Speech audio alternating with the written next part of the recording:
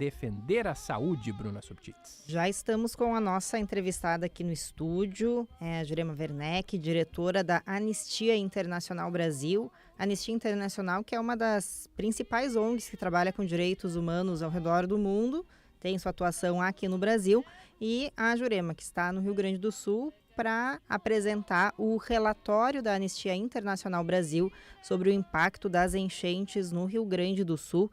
Bom dia, muito obrigado por estar conosco aqui na Band News. Bom dia, Bruna, bom dia a toda a equipe aqui, bom dia a todo mundo que está ouvindo a gente. Vou te pedir para nos passar assim, uma ideia de por que a Anistia Brasil veio ao Rio Grande do Sul para acompanhar a situação da enchente no ano passado e posterior às medidas de governos e o que estava sendo vivenciado pela comunidade para então fazer esse relatório, apontar dados. Isso é uma praxe, é um padrão que vocês têm em situações extremas como foi vivida no Rio Grande do Sul ano passado? Pois é, Bruna, o que nós fazemos é nos aproximar das populações que por diferentes razões estão vivendo tragédias, violações graves de direitos humanos. A forma como a gente enxerga a tragédia climática que aconteceu aqui no Rio Grande do Sul é que, para além das questões meteorológicas e climáticas, houve várias violações de direitos humanos que contribuíram com o que aconteceu e que contribuem também nas respostas que estão sendo dadas. A Anistia Internacional não vai a todos os lugares nem acompanha todas as tragédias, mas a gente viu que aqui era uma situação muito dramática, muito importante e que a Anistia Internacional poderia contribuir com a visão das autoridades e com a visão da população também e com mobilização de todos e todas para uma resposta mais adequada. E vocês até no relatório, né, tive acesso aí ao material de divulgação dele, foram mais de 250 mortes devido a eventos climáticos extremos entre 2023 e 2024 aqui no Rio Grande do Sul e mesmo assim identificaram que as ações dos governos, né, de todas as esferas, mas com um olhar especial para o governo do Rio Grande do Sul, elas têm sido insuficientes, seja para atender uma demanda imediata, mas principalmente se pensar a longo prazo, uma transformação desse território, da condição de vida da população para enfrentar novos eventos extremos que a gente já sabe pelos estudos de quem trata da questão climática que eles voltarão a acontecer, a gente só não sabe quando e nem como serão. Como é que foi chegar a essa conclusão? A partir de que informações vocês concluíram isso? Olha, a mudança climática, o aquecimento global, é um fenômeno que está sendo apontado desde a década de 80 do século passado. Não é? O que a gente tem verificado é que as autoridades, apesar dos acordos internacionais, dos compromissos internacionais, apesar dos tratados, né, de todos os documentos assinados, as autoridades não estão fazendo o que é necessário. Né? A Anistia Internacional, quando vem para o Rio Grande do Sul e lança esse relatório, que é talvez o relatório mais importante que a gente lança no que se refere à justiça climática, e é o nosso grande relatório aqui no Rio Grande, que abordando a situação no Rio Grande do Sul, nós verificamos, primeiro, que houve uma negligência ao longo de muitas décadas. O Rio Grande do Sul já sabia que as enchentes são um risco importante. A situação geográfica do estado já era conhecida em relação ao movimento das águas.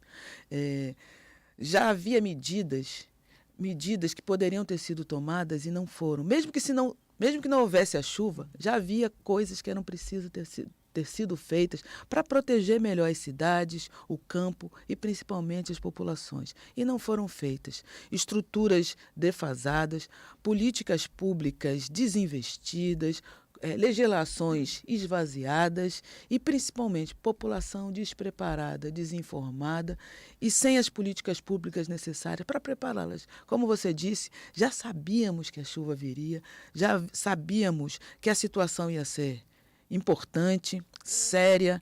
2023 já tinham vivido aqui situações que sinalizavam, pessoas morreram, né? E quando chegou 2024 e as cheias de 2024, é como se todo mundo tivesse desprevenido. Não havia uma política nacional de defesa civil consistente, a população não soube o que fazer. as estruturas de contenção das águas não estavam funcionando, a legislação de garantia de um ambiente saudável não tinham sido desmontadas. O governador disse que tinha outras agendas, né? Isso é tão chocante, né? Eu não vou dizer que a população do Rio Grande do Sul não sabe o quanto isso é chocante. O que eu vou dizer para a população do Rio Grande do Sul é que saiba que a Anistia Internacional, esse movimento global que está no mundo inteiro, viu o que está acontecendo e veio aqui se somar às expectativas e às lutas da população, porque isso não pode se repetir dessa forma. As chuvas vão voltar. É possível que as cheias retornem. Retornará também a seca, né? Outras tragédias climáticas vão acontecer, mas o que a gente espera é que o Rio Grande do Sul se prepare. O que a gente espera é que as cidades do Rio Grande do Sul se preparem. O que a gente espera é que o governo federal se prepare. E não é uma preparação opcional. A gente está falando aqui de leis, de obrigações, em que todas as esferas descumpriram. E você, só para complementar, porque ela falou ali, você falou, Jurema, de que o governador chegou a dizer que tinha outras agendas em relação ao que aconteceu no ano passado. E depois disso, a gente parece perceber que segue tendo outras agendas, porque medidas necessárias ainda não estão sendo devidamente encaminhadas, né? Então, assim, tem uma série de demandas a cumprir nessa etapa de reconstrução do Estado, mas uma reconstrução pensando numa potencial nova tragédia, como a que a gente teve, ela está andando um pouco mais devagar, né? Vocês identificaram isso? Nós observamos as medidas, nós estudamos o Plano Rio Grande, nós vimos o que está sendo feito até agora. O que a gente está vendo é que é principalmente refazer o que deu errado. Né? Refazer o que deu errado, refazer o que é insuficiente, refazer aquilo que não vai proteger ninguém. A população, a vida das pessoas, né, não está no centro das decisões. E é verdade que é lamentável que o governador não dê prioridade a salvar a vida das pessoas. É lamentável que prefeitos não deem prioridades a salvar a vida das pessoas. É lamentável que a presidência da República não dê prioridade a salvar a vida das pessoas. É lamentável que os demais poderes, o judiciário e o legislativo, estejam olhando em outra direção. O que a gente chama atenção é que as autoridades estão olhando para outra direção. Por isso que estamos aqui junto com os movimentos sociais, com as instituições do Rio Grande do Sul. Todo esse relatório foi feito com apoio de gente do Rio Grande do Sul, das organizações do Rio Grande do Sul, inclusive governamentais. Nós falamos com autoridades dos governos. Todo mundo nos apoiou na produção desse relatório, para chamar a atenção das autoridades. Eles têm a obrigação a cumprir. Precisa salvar a vida de todo mundo, precisa garantir melhoria da qualidade de vida de quem sobreviveu às tragédias de 23 e 24, é preciso fazer diferente. E já há medidas conhecidas no mundo que ajudariam o Rio Grande do Sul a fazer diferente. Jurema, obrigado por ter vindo até aqui a Band News. O trabalho da Anistia Internacional ele é fundamental em nível global. Acompanho o trabalho da Anistia há décadas e sempre no lugar certo, na hora certa, são posicionamentos muito importantes. Então, estarem aqui e trazer uma luz sobre o que está acontecendo no Rio Grande do Sul é muito importante. E eu quero ampliar um pouco esse debate, saber também a sua opinião, porque o Senado Federal terminou aprovando na quarta-feira a Lei 2159, que é um desmonte histórico sobre as leis de preservação e regulamentação ambiental no nosso país. E o nosso estado aqui é um estado de uma economia agropecuária muito forte. E em nenhum dos encontros feitos do governador com prefeitos, com o presidente da República, com ministros, se tocou o assunto do agro. Né? O agro não é chamado à mesa para o debate, sendo que, se nós estamos falando de impacto, de aquecimento global, de emissões que terminam contribuindo para essa crise climática que nós estamos vivendo, se nós não colocarmos o agro na mesa para o debate, é que nem você falou, não vamos ter nunca uma solução para o que é necessário e as vidas não são colocadas, a preservação da vida não é colocada em evidência. Então, eu quero perguntar para você sobre essa apresentação que vocês vão fazer na quarta-feira, se existe algum tipo de ideia ou movimentação da Anistia de pressionar para que esse PL não seja aprovado pelo presidente da República, porque provavelmente ele vai ser aprovado no Congresso. De que forma a anistia pode se colocar para que o que foi feito não seja... que a gente já está numa crise imensa em relação a essa preservação. O que pode ser feito para que não se agrave ainda mais, porque o impacto, a conta já está vindo, né, em volume impressionante, né? E isso vai ser cada vez mais rápido e mais intenso. Como é que vocês vão se colocar nesse posicionamento? Olha, com certeza é terrível e lamentável que o Congresso Nacional, o Senado Federal, nesse momento, esteja de costas para a população e sejam negacionistas. Estejam negacionistas climáticos que estão visando outros interesses e que não são os melhores interesses da população. São interesses de segmentos. Eu concordo com você que todos os segmentos, incluindo o agro, precisa estar na mesa de conversa.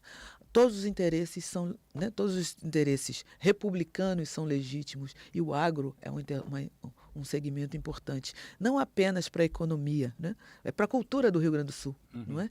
Por exemplo. Então, é importante ouvi-los. É importante ouvir também todos os outros segmentos. Uma característica importante da resposta que as autoridades estão dando à crise climática do Rio Grande do Sul, à emergência que aconteceu no ano passado, uma característica dessa resposta é não ouvir os segmentos, nenhum dos segmentos. Ou talvez, se estão ouvindo alguém, não estão ouvindo abertamente, né? Se estão falando às escondidas, a gente desconfia. Mas, publicamente, os setores não estão sendo ouvidos. E a gente viu, em 2024, que quem pagou mais caro foram aquelas populações, aqueles segmentos populacionais que eram muito vulneráveis. O Congresso Nacional tem caminhado na mesma direção. Eu ontem me dei o trabalho de assistir os debates na TV Câmara e foi lamentável. E era a tramitação de um projeto de lei para criar o Dia Nacional do Defensor e da Defensora dos Direitos Humanos. A gente viu, o Brasil é o segundo país do mundo que mais mata gente que luta pelos direitos humanos e ambiente saudável é um direito humano. E quem mais é morto no Brasil são os defensores do ambiente e dos territórios. E o debate foi de um nível lamentável. Você pergunta o que a gente pode fazer. A gente precisa, como sociedade, dizer não. A gente precisa falar mais alto do que esses interesses mesquinhos que estão colocados na mesa. Quando o Senado aprova um PL dessa dimensão, no mesmo ano em que a gente vai receber a COP30, ele está passando uma mensagem que não estão ao lado do Brasil. Não estão ao lado do Brasil e é preciso lembrar todo mundo. De vez em quando é bom lembrar que o Brasil é parte desse planeta, né? E só tem esse planeta, que está sendo destruído pela emergência climática. Vidas estão sendo perdidas pela emergência climática. Sofrimentos, traumas, destruições e perdas materiais e financeiras também estão acontecendo pela emergência climática. De que lado que o Senado está? De que lado que a Câmara dos Deputados precisa estar? De que lado que o presidente da República precisa estar? Nós, da Anistia Internacional, junto com as outras organizações, estamos sim nos mobilizando para pressionar e para que isso não vá adiante. Mas é preciso também que essas autoridades lembrem que elas devem contas ao Brasil, devem contas à população brasileira e, a partir daí, que eles façam a melhor escolha. Porque até o momento as escolhas têm sido as piores possíveis. A gente está conversando aqui com Jurema Werneck, que é diretora da Anistia Internacional Brasil, e amanhã será apresentado, então, esse relatório feito sobre o impacto das enchentes no Rio Grande do Sul. Será às 18h na Fábrica do Futuro, que fica ali no bairro Floresta. Já pego o endereço certinho aqui para a gente trazer.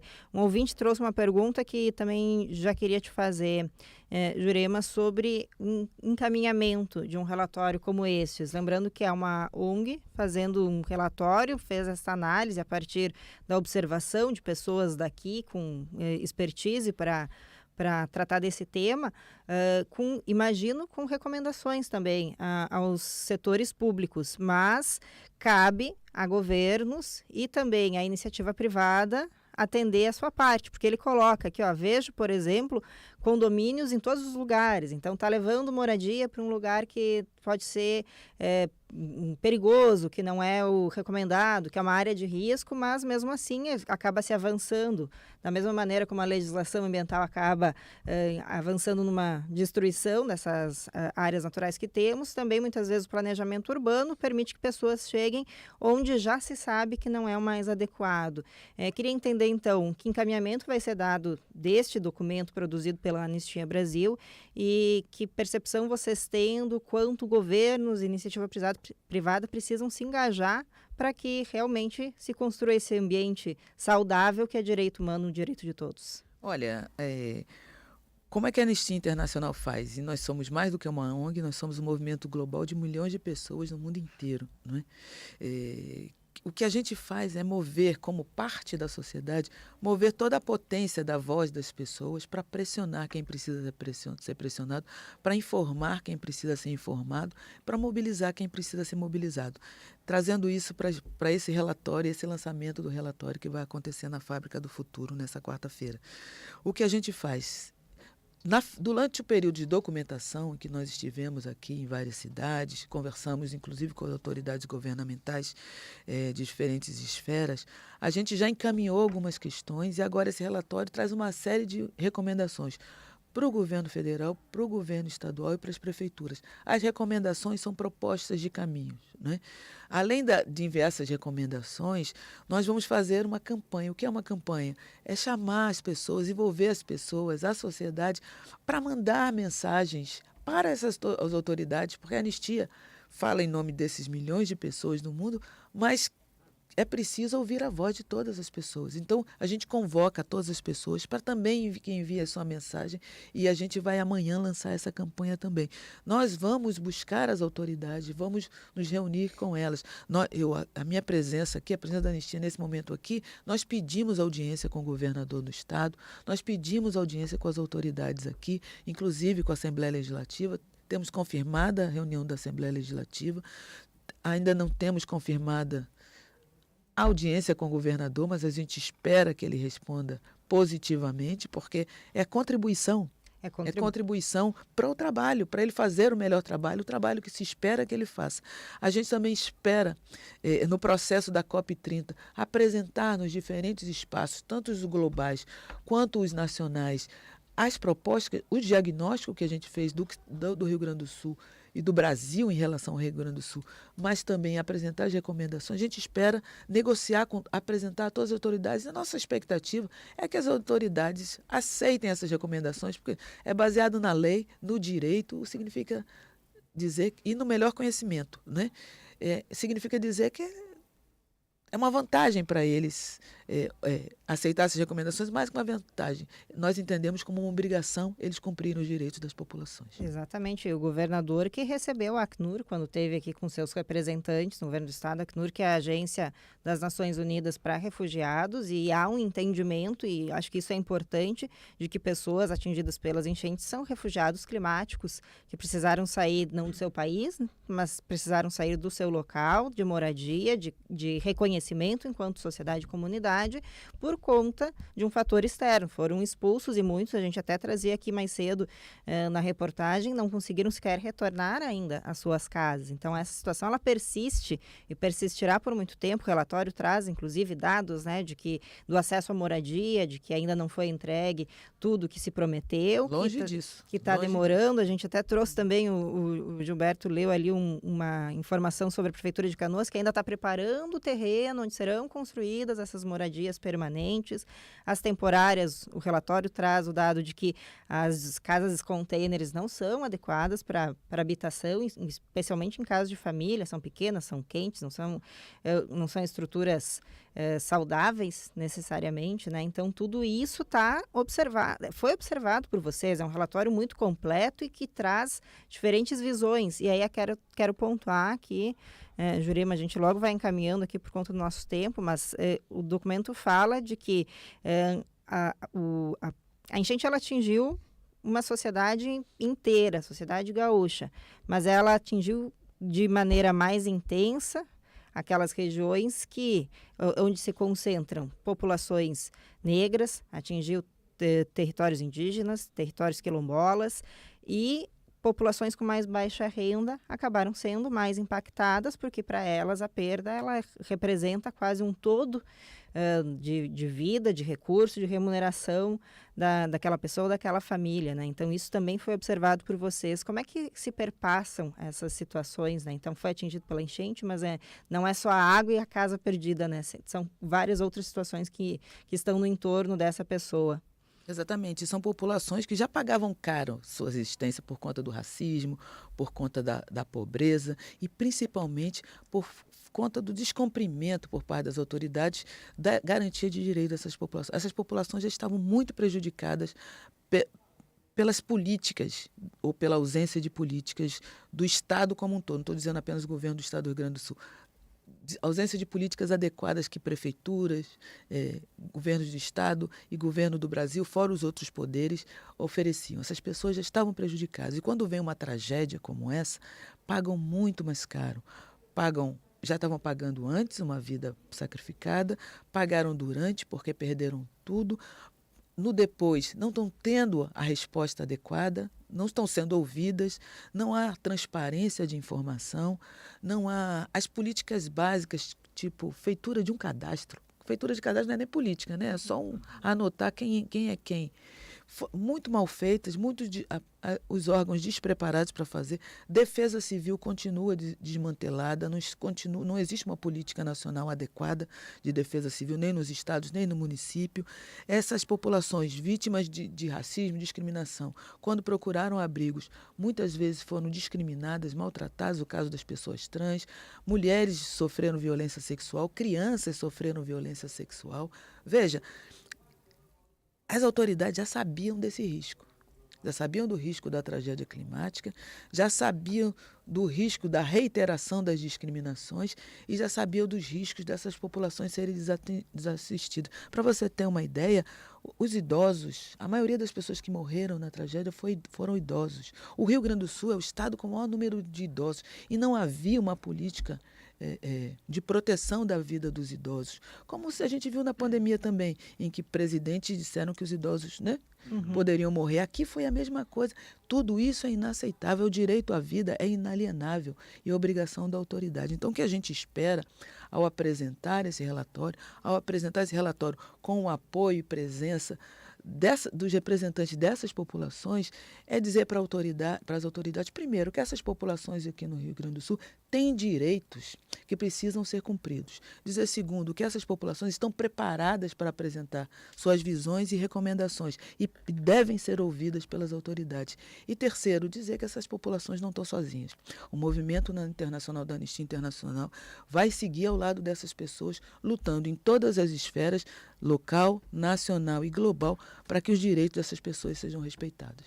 Só para sublinhar essa questão do descaso com a população de mais baixa renda, que ela não acontece somente e não vem só das enchentes, a gente tem um exemplo claro da pousada Garoa, o incêndio que aconteceu em uma pousada, Jurema, eu sei que você não é daqui do Rio Grande do Sul, mas e talvez isso até não tenha ganhado a repercussão na imprensa, na mídia necessária, porque aconteceu pouco antes das enchentes, então logo em seguida já veio toda a cobertura, né, e o Brasil todo ficou sabendo, o mundo ficou sabendo e se jogou luz no problema das enchentes, mas poucos dias antes, uma pousada aqui em Porto Alegre, a pousada Garoa, que abrigava pessoas em situação de extrema vulnerabilidade, pegou fogo, 11 pessoas morreram, isso aconteceu no final do mês de abril do ano passado, e a gente agora está tendo a CPI de todo esse caso da pousada e a gente está vendo que as condições lá eram horríveis e que muito provavelmente há sim uma falha que poderia ter sido evitada se as condições lá estivessem a pleno. E acho que cabe complementar o que falou o secretário de Desenvolvimento Social de Porto Alegre na ocasião do incêndio, porque essa pousada mantinha contrato com a prefeitura, um convênio, a prefeitura pagava para abrigar pessoas em situação de rua. E na época o secretário disse que para quem vivia na rua, aquilo estava bom, sendo que não era um local adequado para moradia e pernoite. Então, complementando aqui o que o Gilberto trouxe, acho que mostra que isso não é uma situação da enchente, né? Mostra basicamente que é uma negligência racionalizada, né? Uma opção pela negligência. E isso pode ser sancionado, isso pode ser e precisa ser responsabilizado. Sim, repercutiu, infelizmente, brevemente na mídia nacional o incêndio. Como sou uma ativista dos direitos humanos, acompanhei a situação. É lamentável que a negligência, que não se aprende a lição, né, do custo alto da negligência. Logo depois veio a tragédia climática, vimos a consequência da negligência e seguimos no mesmo lugar. se andamos muito pouco, estamos privilegiando mais concreto, né? Mais ferro e nada das soluções baseadas na natureza, nada da inclusão daqueles que têm sido excluídos, nada da transparência. O nosso compromisso é também mandar uma mensagem para a população do Rio Grande do Sul que essa negligência pode ser responsabilizada. Nós estamos contribuindo com essa documentação para que se possa, inclusive, responsabilizar quem deve ser responsabilizado. Jurema, só para encerrar da minha parte, também aproveitando você está aqui, a sua experiência, né, seu conhecimento sobre as causas de direitos humanos, a sua luta de tanto tempo, na sua percepção, por que no nosso país, né, nossos legisladores, nossas lideranças, instituições, elas terminam sempre deixando em último lugar os direitos humanos em todas as suas ações e atividades? É como que se não houver alguém que esteja lá gritando pelos direitos humanos, eles são negligenciados constantemente em várias esferas, em diferentes lugares, municipal, estadual, federal, na saúde, na educação, onde for. Parece que se não houver alguém gritando pelos direitos humanos, eles são negligenciados automaticamente. É algo cultural brasileiro. Na sua percepção, isso é realmente aqui é nosso, é global? A gente está numa situação talvez positiva de que talvez a gente esteja falando disso como nunca foi se falado e debatendo como nunca foi debatido, ou a gente está indo para um lugar de escuridão e de que, olha, realmente está muito difícil? Olha, como ativista, eu sou do tipo que tem certeza que no futuro vai ser melhor, né? Por isso que a gente se move, né? Tenho certeza que vai ser melhor. E eu tenho certeza que a gente tem dado passos. É claro que os outros interesses também dão passos, então a gente está sempre nessa disputa. Veja, a Declaração Universal dos Direitos Humanos foi aprovada, né, depois de uma guerra que matou milhões, que produziu genocídios de um povo inteiro na Europa, né? Desde então, somos nós, a sociedade, que estamos lutando para convencer as autoridades no cargo ao longo dessas... As Nações Unidas fazem 80 anos agora, né? Ao longo desses 80 anos, para fazer o seu papel, porque eles estão sempre representando segmentos e interesses que não são da maioria, ou não têm sido da maioria. E a gente tem empurrado essas autoridades. O que eu quero dizer é que, sim, estamos num momento muito terrível, mais uma vez, e não é só no Brasil, nós estamos vendo na televisão um genocídio acontecendo em Gaza, né? Nós estamos vendo outra matança acontecendo na Ucrânia. Nós não estamos vendo, mas está acontecendo uma tragédia gigantesca no Sudão, não é? Com milhões de deslocados. Nós temos conflitos espalhados pelo mundo. Nós temos líderes nacionais, presidentes, primeiros ministros, que têm defendido o contrário dos direitos das pessoas, o contrário de uma vida decente para as pessoas. Nós temos visto isso, mas temos visto também a resistência. Temos visto também a luta, né? Para nós da Anistia Internacional, nos interessa apoiar a luta para pôr esses líderes contrários aos direitos humanos no devido lugar. Porque, independente do que eles pensam, ao assumirem determinadas posições, eles assumem também obrigações. Portanto, para nós, as sociedades, muitas vezes, os colocaram lá. Outras vezes, eles tomaram o poder na força. Mas, independente disso, eles continuam tendo obrigações. A gente quer apoiar quem luta para garantir que as sociedades, os países e o mundo se dirijam pela trilha correta. Eu sou do tipo que acredita que vai ser melhor. A gente precisa ter certeza. Nesse momento estão dizendo que a gente falhou. Está dando a mensagem que eles estão passando, esses contrários, estão passando que não tem mais jeito, né? Vai fazer genocídio mesmo, que ninguém vai meter a mão aqui, vão bombardear um país inteiro que ninguém vai fazer nada. Estão tentando convencer a gente que não tem jeito. Mas já estivemos nessa situação. Eu dou o exemplo da Guerra da Europa, né, que criou a Declaração Universal dos Direitos Humanos. Mas posso retroceder. Regime da escravidão. A luta derrubou o regime, não é? Ditadura. A luta derrubou o regime. Já estivemos em situações muito graves como essa, mas vencemos e continuaremos vencendo, continuaremos avançando. Temos que insistir, não podemos desistir. Temos que dar a mão, temos que proteger uns aos outros, porque esse país é muito perigoso e muito violento, mas temos que seguir, porque uma hora a gente desloca eles de lugar e nossa visão predomina. Amanhã, então, a partir das 6 horas da tarde, o lançamento dos dados desse relatório Quando a Água Toma Tudo, impactos das cheias no Rio Grande do Sul. E o lançamento na Fábrica do Futuro, que fica ali na rua Câncio Gomes, número 609, bairro Floresta, aqui em Porto Alegre. E nós recebemos aqui a Jurema Werneck, diretora da Anistia Internacional Brasil. Muito obrigado pela participação, foi um ótimo papo. A gente teria, né, mais tempo aqui se pudéssemos, mas infelizmente o programa vai só até às 11. E a gente ainda tem intervalo, tem o sorteio de ingressos, tem os nossos quadros. Mas já fica o convite para uma próxima vez que vieres a Porto Alegre, já está feito o convite aqui para o Band News Porto Alegre. Eu que agradeço e espero todo mundo, inclusive vocês, amanhã na Fábrica do Futuro. Muito obrigado. Nos vemos lá. Obrigado. 10h38, rápido intervalo, Web Repórter Sengi, já voltamos.